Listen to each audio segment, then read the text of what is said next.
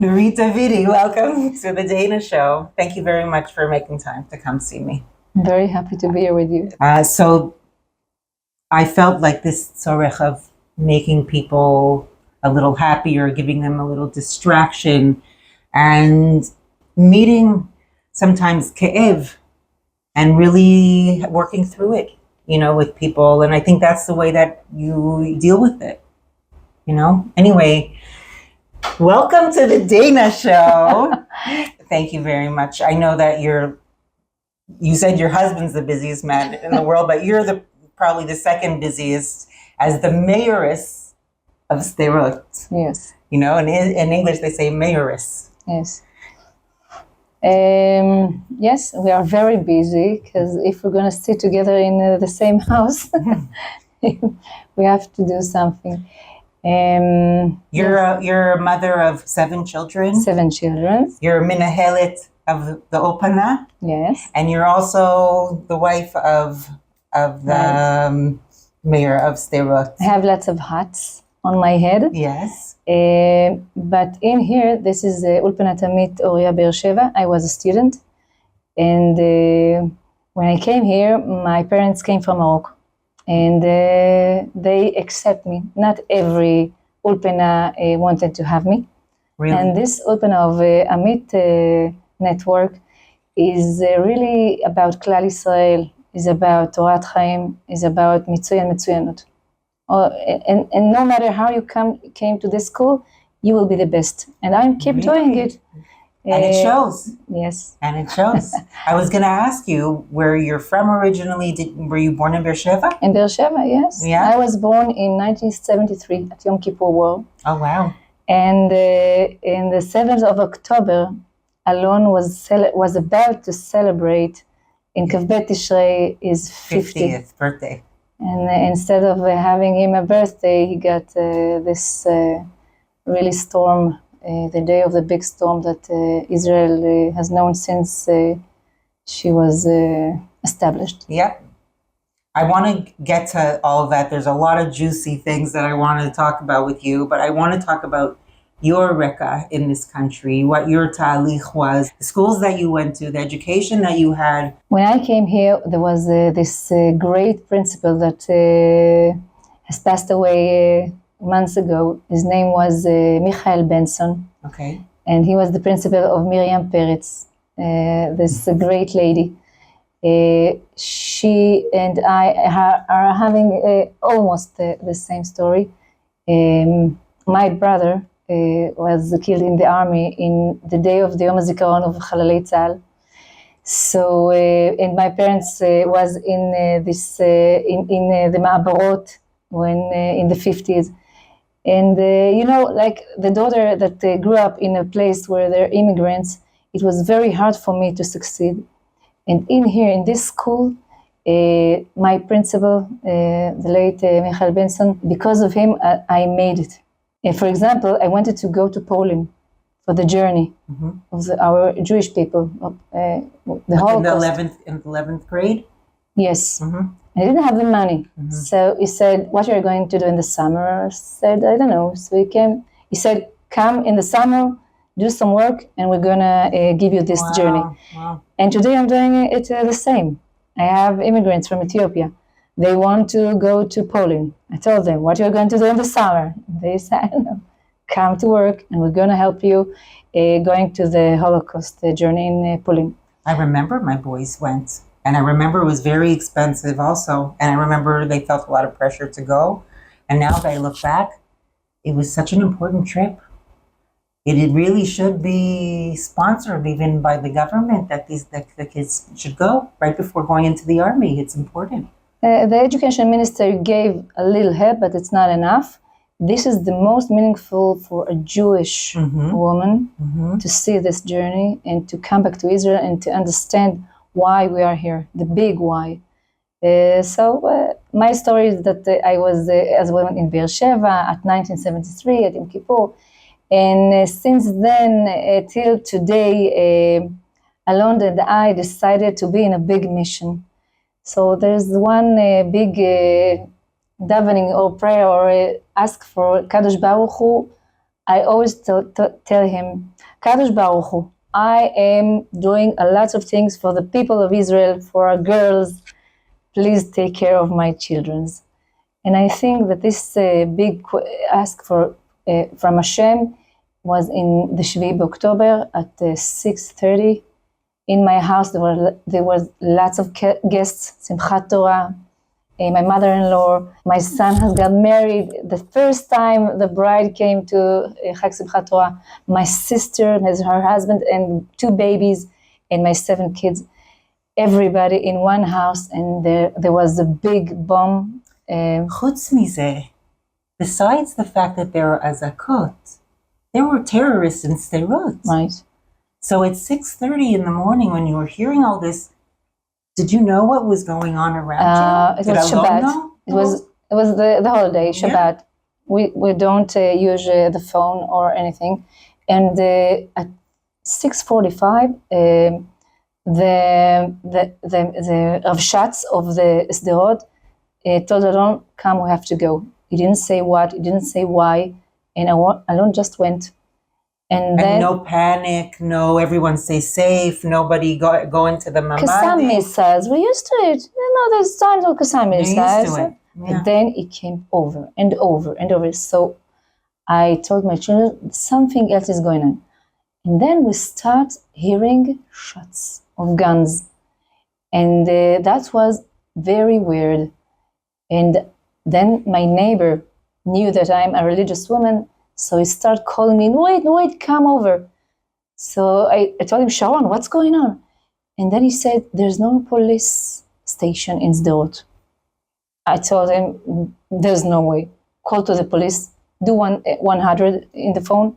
There's no police in Sderot. So I told myself, something else going on. מה עבר לך בראש? איך הרגשת? I am a very optimistic woman. Okay. So I said to myself, so maybe the lines are dead because there's so many people trying to call to the police. And then again at 7:30, wait, come quickly. Ophir Lipstein is dead. He's the head of Motza Ezorit Sha'ar Negev. So I told him, there's no way. 3 days ago, we sat together at the show of Shlomo Artzi. And he said, yes, they murdered him. There's mechablim all over. And then I told to myself, okay, something else is going on. I decided not to tell the children and the babies, not to make a panic. And I took my sons. I gave them knives and wrapped them with towels. And I told them, we have to put it in our clothes. If something has happened, you're the first to go after them. And I didn't have any weapons. No, we don't have weapons. Okay. And then I took big stones from our yard and put it on the gates and start shutting out the windows. And everybody started asking questions. What are you doing? So I told them, maybe the Qassam missiles, maybe the pieces of the Qassam missiles will fall. I prefer to shut them down.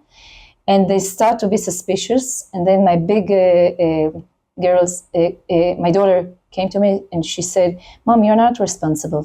I'm going to open the phone. Something else is going on and you know it. And I told her, okay, you're going to open the phone. You're going to sit in the room and you're going to tell me only what's going on. And then she started crying and I told her, what's going on? And she said, Mom, there's a big war going on. Open your eyes. People in Sderot got murdered. כמה רחוק זה היה ממך? כמה רחוק ממך תחנת משטרה? How far away is the half mile police from you?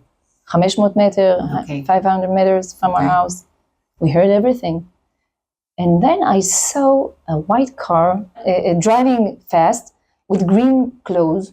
So I said, good, the army is in here. Okay. This was no army. This was the mechablim running to the neighborhoods.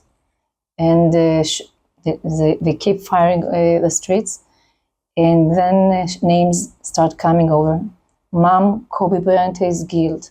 Mom, Leo Weitzman got killed. Mom, she started giving me names of our neighbors. It was very, very hard.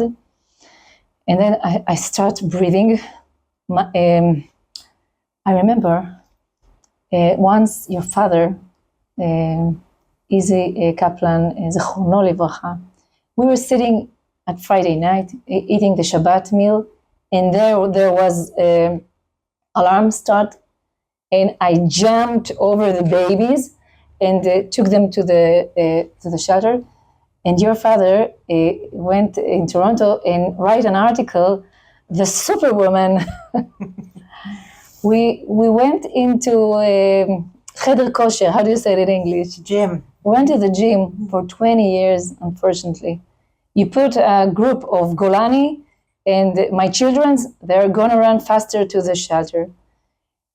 And I guess all this training bring me to this very sad day. I decided that I'm not going to tell them all the details, but I've started to gather them and to say to my mother-in-law, please, Hannah, stay in the shelter, don't get out. To my sister with her babies, stay there, because I decided that my children are my flesh and blood. The others, I don't want them to get hurt. So I wanted them to be safe. And in about 12 o'clock, someone came to my house and shouted, Alon said, don't get out from the house. Because when they see that they got killed, Ophir Lipstein, the mayor of Sha'ar Negev, they thought that maybe... They were going to come after Alon, yes. And you. Yes. Wow. Oh my God. And wow. At about 4 o'clock, the sounds and the missiles and the alarms, so I decided to tell them what's going on. So I gathered them in the... Did you feel safe? Did you feel that you were exposed?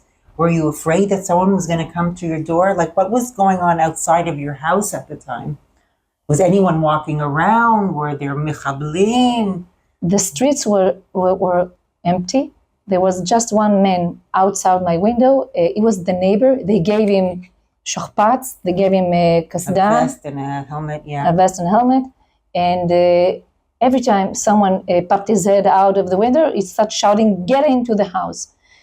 And the neighbors came, the people that got killed ran into our house.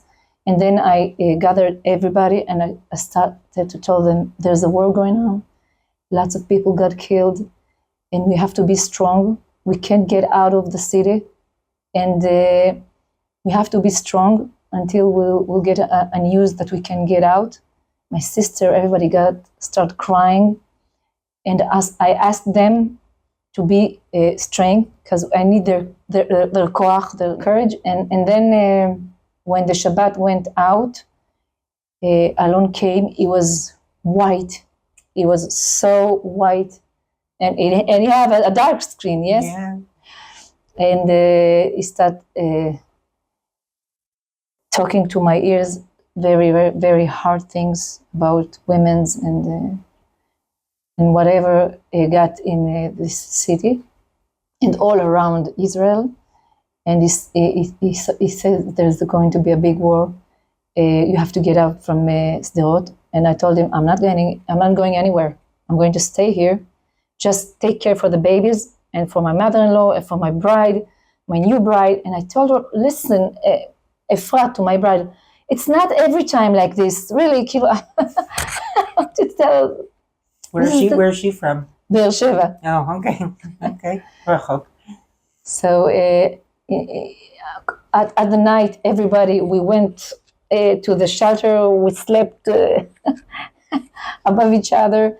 In the morning, the jeep came of Tzal. There were still mechablim running around Sderot, but they took the babies and my mother-in-law and escorted them out of the city. Out of the city. And I stayed there. There was no electricity, no light, no refrigerator. Did most people leave? No. She was closed. The city was closed. Matzor. How do you say Matzor? It was like shut down, cut out, sieged. Yes. And then when there was no electricity, I have to know what's going on with my students. I had 450 students. waiting for my instructions. And I start, first they wanted to know that I am alive. So I said, I'm okay, I'm alive. Please call the students to see that they're okay in Be'er Sheva. In here there was also alarms. There was no Kafsai missile falling, but I wanted to know that they are alive. And I understand that if I want to take care of to my students, I have to move. And I came to Be'er Sheva, to my mother's house, and then I understand that they are evacuated all the people of Sderot. In 3 days, Alon is the best, took an operation and himself start evacuated the people. He took a decision. There was no one to advise with. It was a feeling that we're alone in this situation. But you've always been alone in this situation. Right. You know what I mean? Alon for 20 years was considered to be the extreme man, shouting in the news. Like he was talking about the reality, and no one wanted to know, to realize that something is going on. Can I interrupt you for a second? You know, even before October 7th, I have the application on my phone where I hear I get the reminders of Azakot all over the country.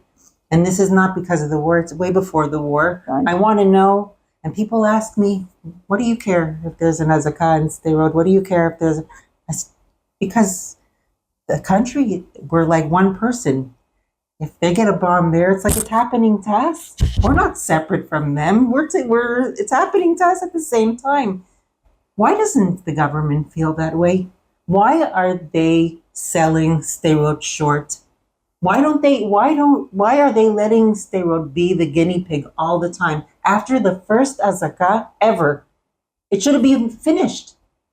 Why is this a life that you have to litragel to? Why? So you are like Rabbi Levin when he took his wife to the doctor, and the doctor said, "What happened?" So his wife, her leg was hurt. So he said, "Our leg is hurt." So you're like Rabbi Levin.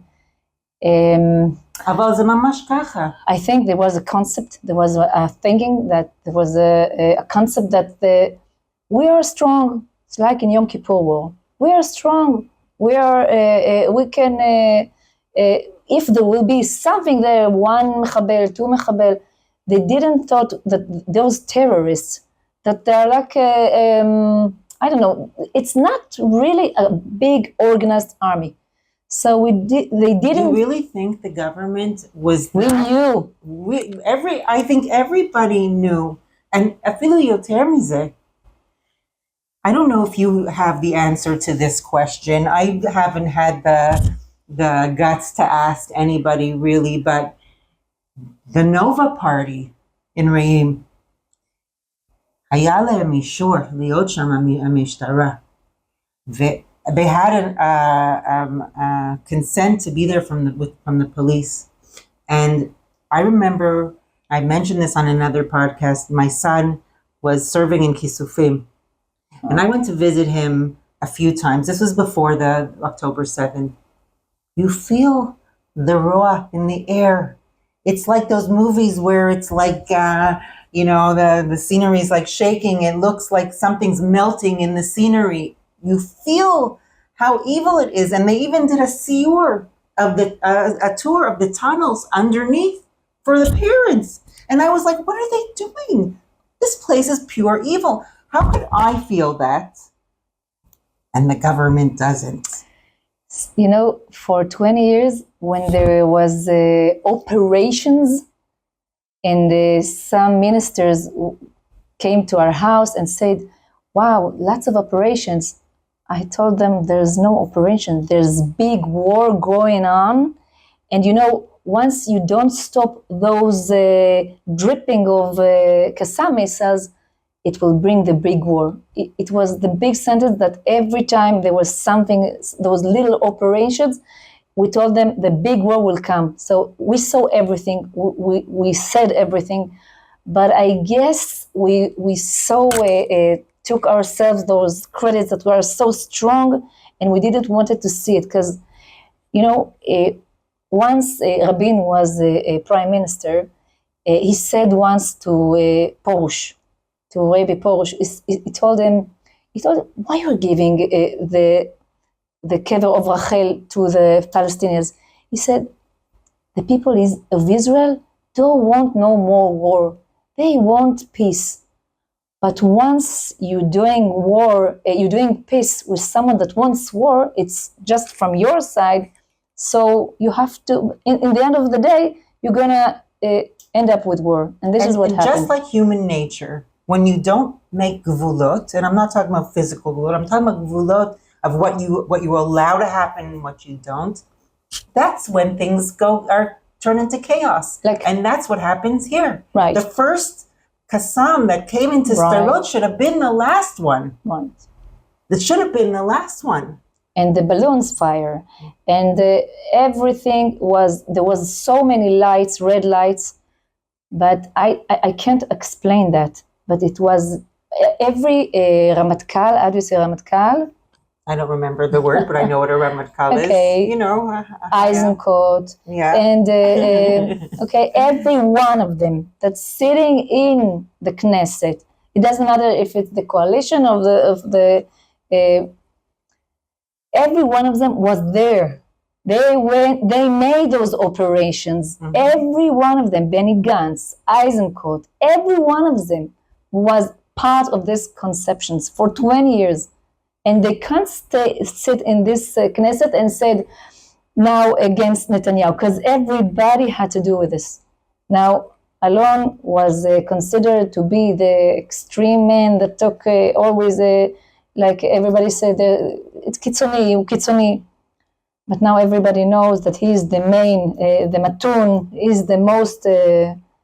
But what kind of influence does he have on the government in terms of what happens in Sderot? Does he have the power to say, like, we don't want to accept this anymore, do something about it, we're gonna, I don't know, go on strike, we're all gonna leave? 12 years ago, when he wasn't the mayor, he went to a hunger strike in front of the house of Amir Peretz. He was the Minister of Defense, and he was the defense minister lived in Sderot.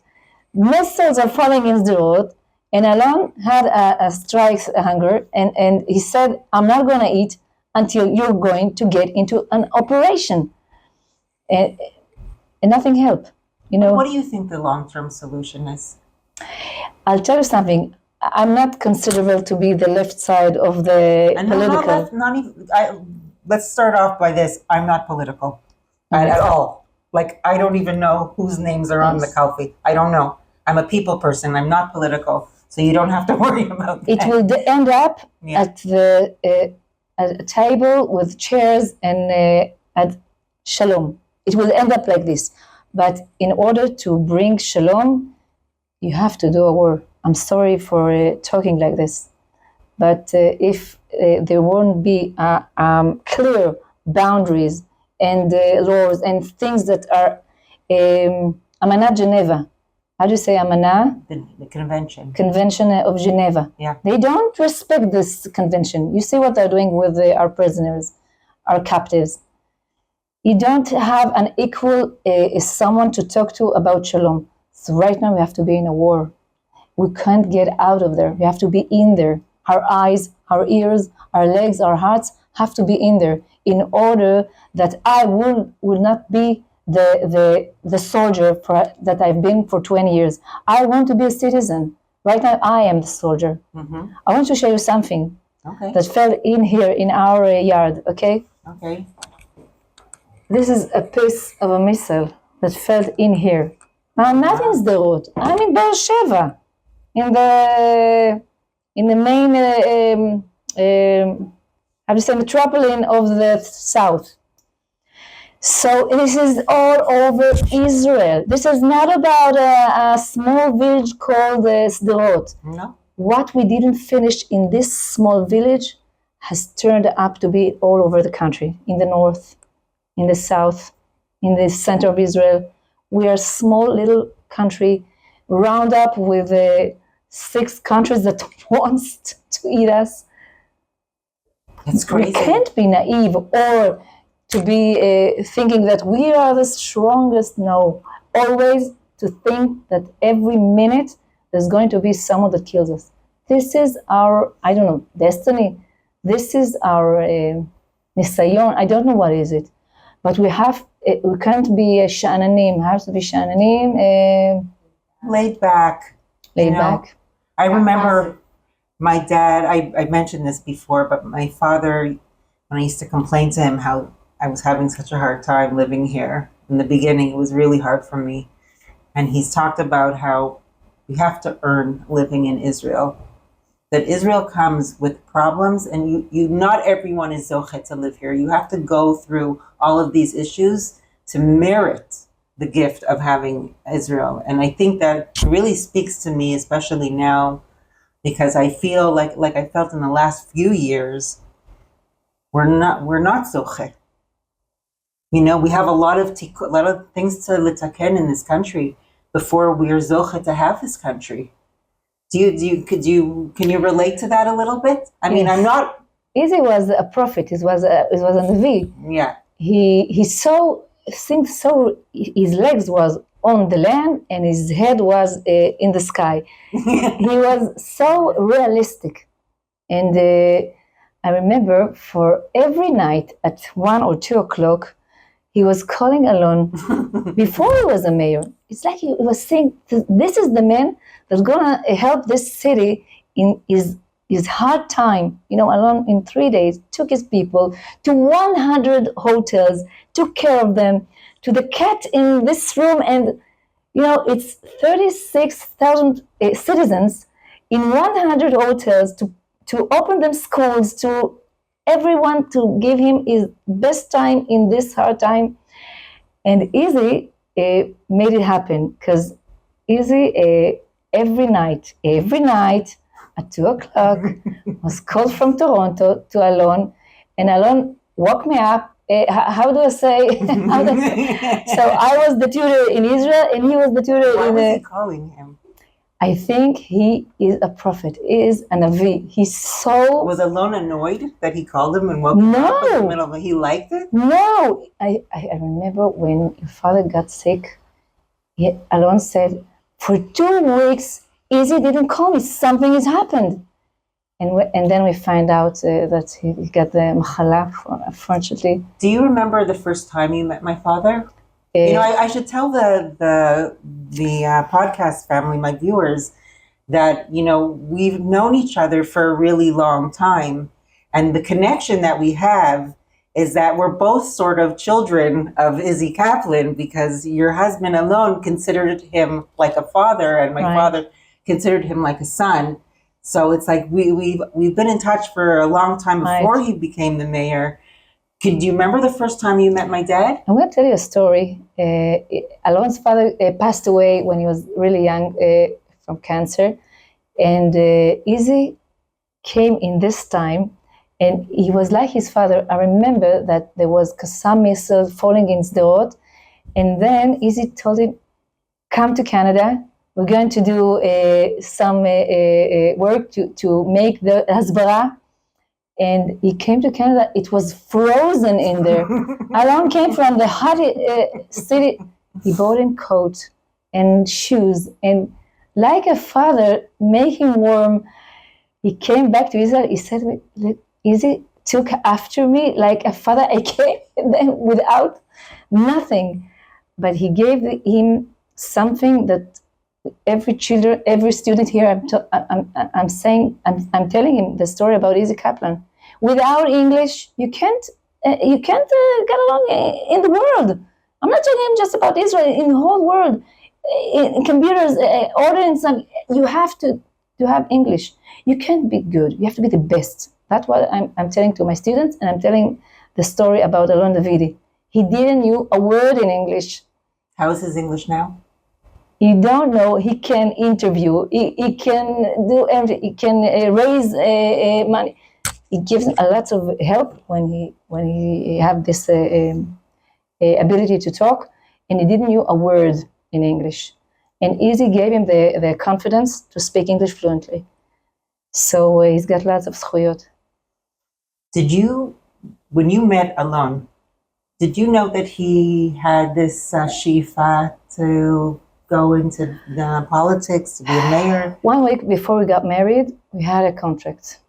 No politics, no being independent in work, just being under a country work, how to say, עובד שכיר. And both of them, it's in his blood. And once it's in your blood, you can't, I told him once, it's me or politica. It didn't work. But then I think my mother did that too. It also didn't turn out so good for her. So I remember when we came to Canada after a Tzuk Eitan operation, and then we came to Toronto to this office, and then Susie came out with a certificate of Aliyah to Israel. Mm-hmm. And this was such a great moment. She said, I'm having this certificate and I'm going out and you are the first man I see. She started crying. Wow. So it's turning a closing circle. Yeah. I'm having a chill now. What's it like being the wife of the Rosh Ha'ir? Do you have any kind of responsibilities? Do you feel any kind of responsibility to the population? Do people ever come over to you and ask you questions or ask you for advice, or what's your tafkid, your role? First of all, it's all a burden. We don't have to seek for it. ברח, שנא את הרבנות, אהוב את המלאכה, in מסכת אבות. We don't want to be in this place, but if Kadosh Baruch Hu, I told every time I'm lighting the candle of Shabbat, I'm telling him, if it's for the best, as if it's my mission, it's my shlichut, okay, just give me koach. Take care of my children, I will take care of Am Yisrael. Just take care of my children. And for a while, the contract works, okay? It's hard. But once you see that there's outcomes, and the Sderot is really the city that there were 17,000 citizens. Today it's twice. Yes. 30, I think in a few more years it's going to be 40,000. It's against all the odds that the city that has been very strike hard, so many storms out there, everybody start coming and want to live in Sderot. There's no. I was, I work in Mada. I was volunteer. Pardon me? You're volunteer. No, I work. Oh, really? I work in paramedic. No, I'm a choveshet, neged ambulance, and I work in Chulon station. And I was sitting in at the hospital in the Miyun, and there was a driver that I used to know who now is a driver in Sderot. He lives in Sderot, and he was telling me. What's his name? I forgot. I think it's Aryeh or something. I don't remember his last name because it's someone that I saw often, but I don't know his last name. Anyway, he says to me, "You should come to Sderot. You have no idea how many people now are moving to Sderot," and I was in shock. He's like, "It's one of the most mevukash places now." He's like, I'm trying to find an apartment, and I had to go out of Sderot because I couldn't get what I wanted, and I was like, "Are you kidding me?" Yes, this country is like against all the regular rules. Sure. Yeah, it's amazing. This is Jewish. This is the Jewish people. There's Holocaust, and then we have our country to ourselves, our dependency. Something is davar v'hipucho. The opposite things happen. We call it emunah. Okay, this is emunah. Now the hardest thing happened. Now the best thing should happen. You started this conversation. It's about us, what we are going to do about it. So I'm a part of a group of women's that came from Be'eri, Kibbutz Be'eri in Kfar Aza, and we are talking about the religious and seculars sitting together, starting talking about the next day what we're going to do. Some of them got killed, their sons, their houses burned, and they want to be part of this group. So I said, if such people that in their kibbutz is ruined and their children got murdered. They want to keep talking together. We have to be there. Have they started going back yet? Not yet, because they don't have a house. Just now they're trying to build To their rebuild. house. Will take But in time. terms of security, are those kibbutzim now, are they secure? Mark my words, this is going to be the most safe place in Israel. Bezrat Hashem, God willing. You know what? Because there won't be another 17 October. Not anymore. Like the president of the United States said, Biden, don't. I think do you trust them, the United States government? From one side, I know we had our lessons, because I remember in 16 October, I told to Alon, no one from the army started talking to you. Something was, we felt that something is going on. But I think we are the Jewish people. We love fighting. This is the Gemara. How the Gemara was wrote. We want to discuss and to fight. This is our bread and water. This is how we live. So let's learn how to live like this. Let's learn how not to agree. This is our way of living. This is the well-being. So let's just do it with less shout and no violence. Yeah. Let's do it. We're not to agree. Let's agree not to agree. I think this is what we need to do, to learn how to live together and not to accept that. Everybody should have a voice. Yes. Everyone has a voice. And it's okay that we don't all agree.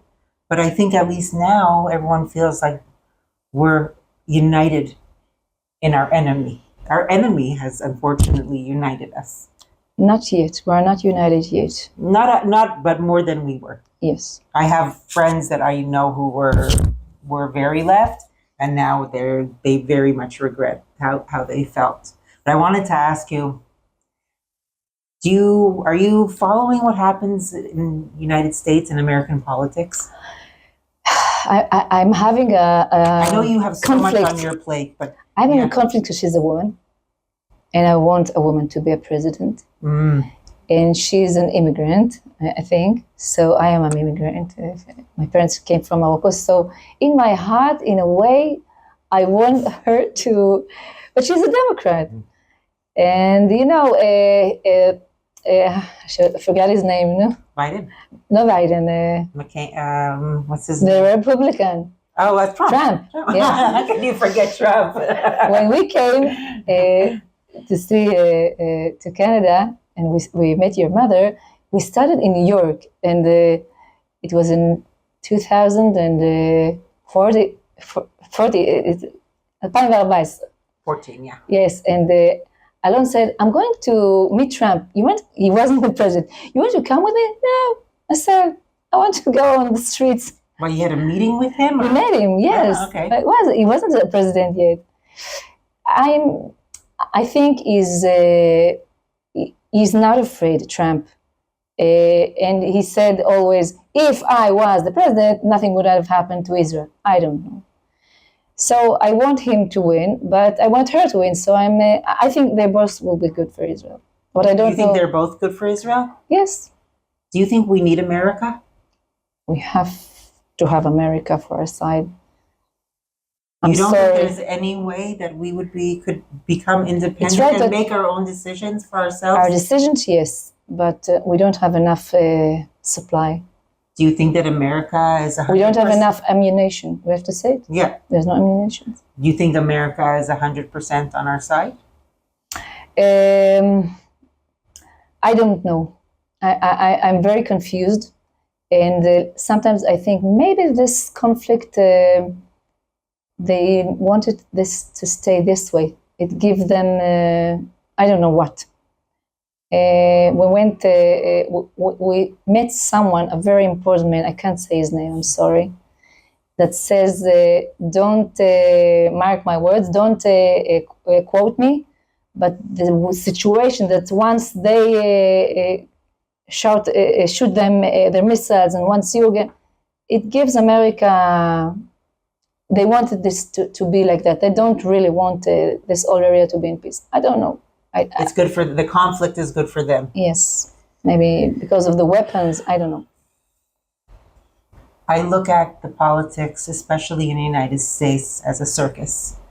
I think that I look at these two leaders, I watch their debate. I don't really watch it, but if something big comes up, these are the best that you have to offer. These are the manhigim, the leaders of the free world, the United States. And then I look at our country, how the people in this country since October 7th, we don't trust our government either. No. The government here, like I said before, the government is separate from the nation. The strength of this country comes from the people and not from the government. The people of this country have been a source of support and love and strength since October 7th. And the government is a source of confusion and tension and stress.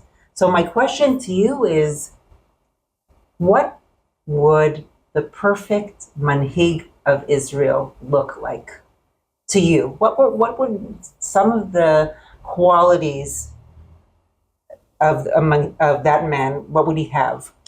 I'm going to say a name. Is in here somewhere. Menachem Begin.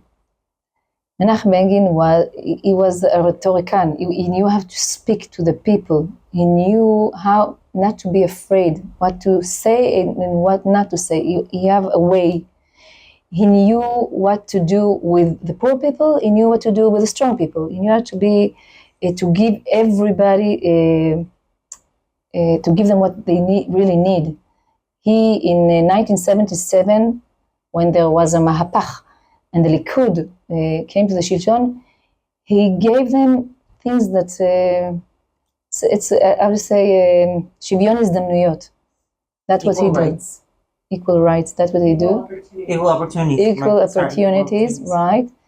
We need this leader again to be in Israel. And there was time when he said, "I'm going to do a peace, to make a peace with Egypt." I remember when I was in the first year of Kita Aleph, I stood in this street. It was the street called the President Road. I stood there in a white shirt, in a flag of Israel, and Sadat, the president of Egypt, went in this street in Beersheba. Oh, really? Yes, wow, I remember. Wow. He made a peace, but it was a peace that, is still going on with us and Egypt. How to go into a peace process. So this is Begin. I want some of Begin and some of Ben Gurion.